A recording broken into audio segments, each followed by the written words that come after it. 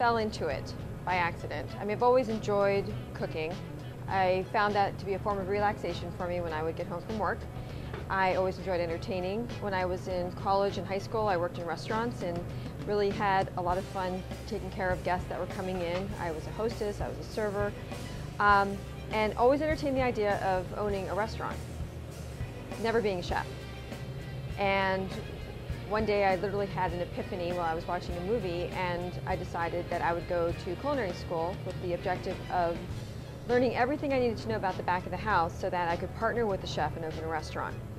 And so I went ahead and did that, and within a couple days of school, I realized I loved all of it. So I just literally fell into it.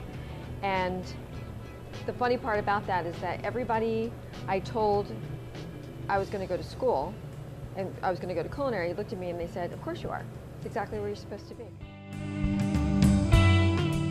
I managed sales teams in the West for different technology companies and had a great time doing it, made good money doing it. Started burning out toward the end though. So when the transition point came unexpectedly, I was ready. I was ready. And I've always said that everything I've done in my life, both personally and professionally, took me to the point where I could see the path I was supposed to take and go. I think this is the key thing. I mean, I knew where I wanted to go, but I didn't know what I wanted to do.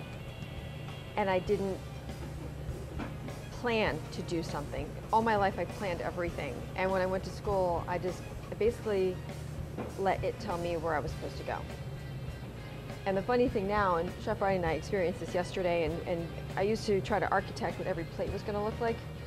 And then I remember one of my chefs at school telling me, you need to let the food talk to you and tell you how it wants to be plated. And so instead of trying to design every nuance of where something's supposed to go, once you see it in front of you, that's when you can make your choice as far as how it's going to present. So same is true in our lives. If you discover your passion, then you have to trust in letting it take you to where you're supposed to go as opposed to trying to force it. And I spent a whole lifetime trying to force things. And now look, I'm in a white jacket.